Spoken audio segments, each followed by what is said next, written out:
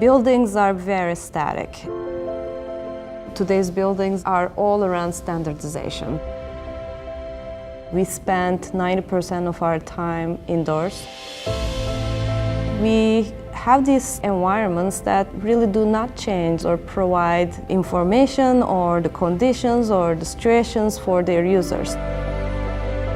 The spaces that we use right now don't evolve around the user's needs. So with my research, I try to focus on what we call responsive and adaptive built environments. So these built environments basically evolve around their users' needs, requirements, and preferences.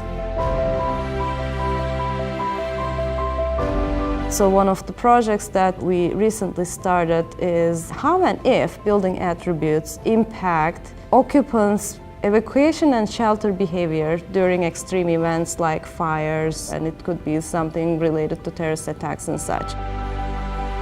We're talking about things like staggered doors, or we're talking about corridor width, corridor length. We're talking about how the space is organized, adjacencies of space, flow within the space, and some of the things that we bring into the design like barriers or limiting number of exits. How do all of these attributes impact people's behavior during emergencies is something we're focusing on. So we are interested in all kinds of built environments, and not necessarily only design, but also the construction stage as well. So the construction industry increasingly started to use automation and construction robotics. Unlike the manufacturing industry and some other industries, one difference that I find in our industry is we have various tasks, and those tasks require various levels of collaboration between the worker and the robot. When there needs to be a collaboration on a construction site, what kind of collaboration is required, and what type of collaboration also makes sense in terms of productivity and safety, and how we can build trust between the construction workers and the construction robots. So these are the things that we started investigating, which I'm excited about. So we are collaborating with a global engineering firm called Arup, and they have developed this IoT desks.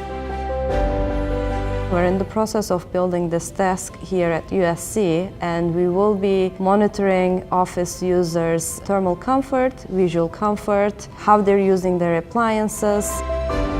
We're modeling all of these and trying to sense, perceive, and reason around people's needs as well as what's happening within the built environment. So the desk ideally will observe the user and build a relationship with the user. If I open the blinds for you to have natural light, would you please dim or turn off the artificial lights? And through that relationship influence the user to be more productive, more comfortable, and more healthy.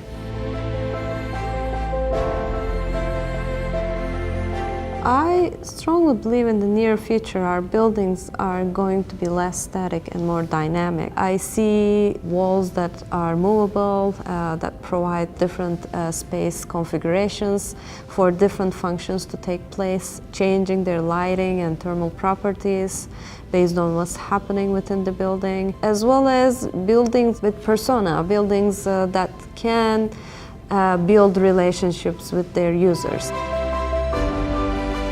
One of the things that is really important for my research group is staying away from one size fits all.